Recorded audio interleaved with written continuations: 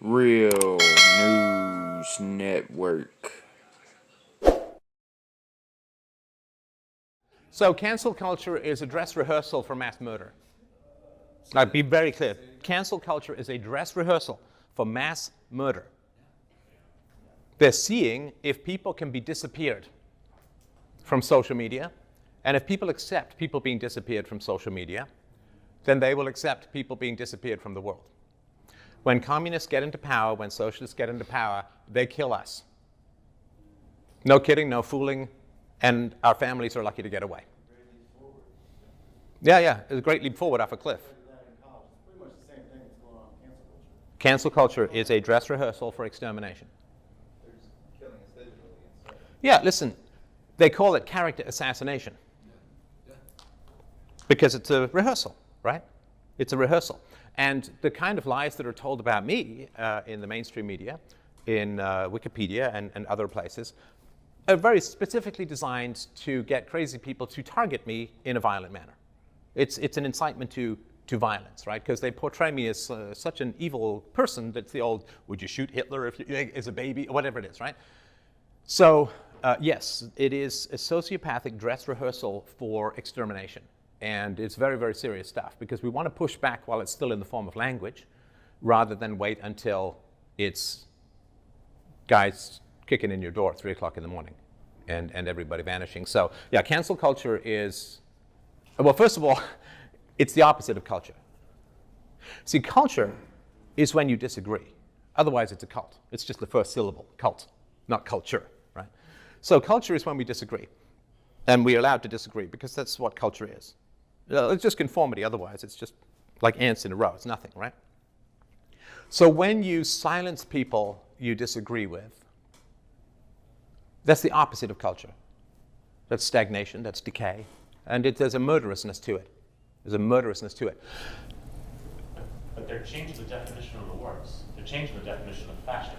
The fascism is to violently push someone back from not agreeing with you, but now they're changing it to be labeled to people that are pro-free speech.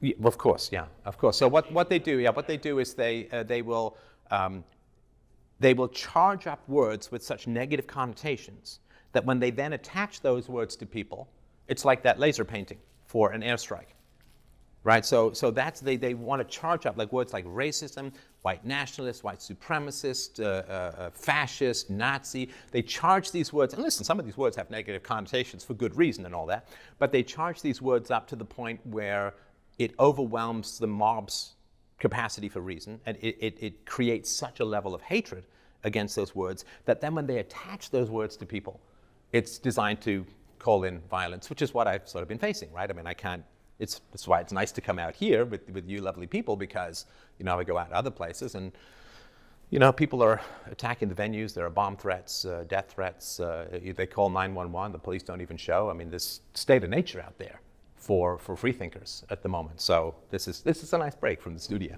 What do you do with them changing the definition of racism? I mean, I'm reading now things like that in colleges that African American students can't even comprehend that being biased towards Caucasians is a form of racism. Like, are we not a race? Well, see, now race is very clearly defined when it's time for affirmative action. But when whites say, well, we're a race and we have race interest, well, who knows what being white is? It's like, I don't remember that confusion when the term white privilege was. Nobody said, well, you can't talk about white privilege because white is so undefined. It's like, no, white privilege, right? But yeah, when then whites say, well, you know, we're our race and we may have particular considerations, particularly when, you know, there's lots of negative views of whites being pumped out there through the academia and so on, suddenly white is this amorphous thing that you can't possibly define. You can see Jared Taylor gets hit with these kinds of things as well, right? I mean, as far as just you have to stand up and speak the truth, you know? I mean, the alternative to standing up is disaster beyond what we can imagine.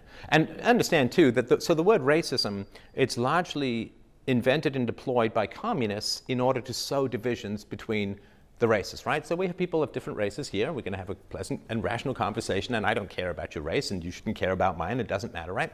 But if people can come in and say, well, you see, you have to hate me because of privilege, and I have to hate you because of this, and we have something, we don't have this in common, and we don't have that in common. If they can sow these kinds of divisions, they can create civil war, and they can say, hey, man, capitalism failed. You know, which is like, you know, it's like poisoning your wife and saying, well, I guess she just didn't work out now, did she? A couple of more crunches, she'd have been fine, right?